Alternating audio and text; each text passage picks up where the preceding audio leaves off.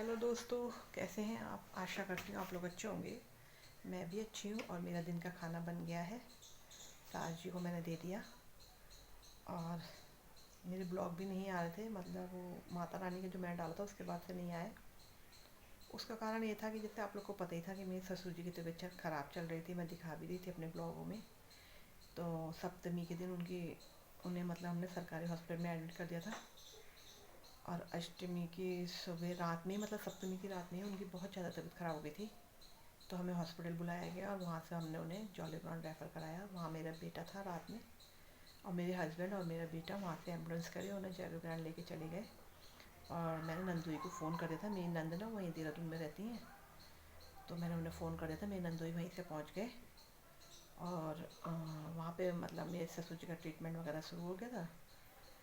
और फिर मेरे हस्बैंड अगले दिन आ गए थे कपड़े लेने, क्योंकि एक जोड़ी कपड़े में ही गए थे मेरे हस्बैंड और मेरा बेटा। तो उन्होंने कहा कपड़े लेके मैं चला जाऊँगा। और 12 तारीख को था दशहरा, तो दशहरे के दिन हमारे यहाँ पूजा वगैरह होती है ना। तो मेरे हस्बैंड ने करी पूजा, वो रोट वगैरह काटा। मेरे भतीजे की मदद से हम लोगों ने रोट वगैरह बनाया, क्योंकि हम लेडीज़ नहीं कर सकते ना। और मेरे हस्बैंड को भी नहीं आता इतना, मतलब जैसे जेंट्स लोग कुकिंग वगैरह कर लेते हैं ना, मेरे हस्बैंड इतना नहीं कर पाते हैं। तो मेरी दुरानी के परिवार को मेरी सास जी ने टीका लगाया। खाना वाना खाया हमने, तो 3 सवा 3 ऐसे हो गए थे। तब वहाँ से फ़ोन आया कि ससुर जी की ज़्यादा तबीयत ख़राब हो रही है, आप तुरंत आ जाइए। क्योंकि मेरे नंदोई थे वहाँ पे, और मेरा बेटा जो था बुआ के साथ बुआ के घर चला गया था देहरादून।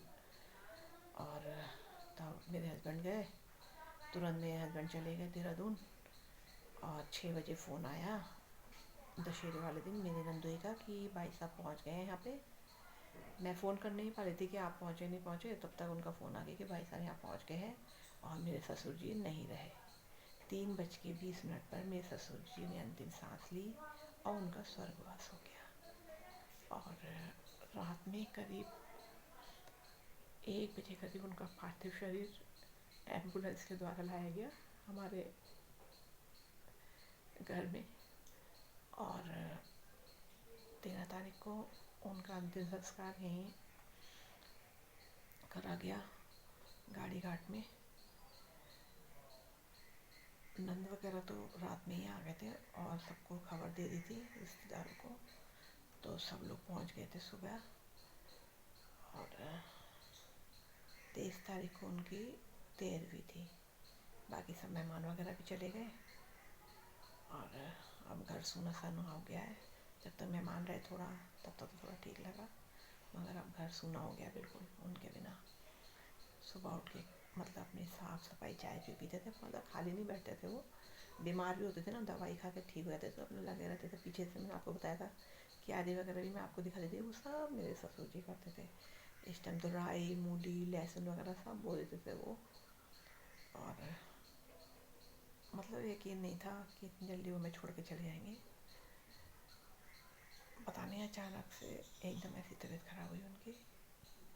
और इस वजह से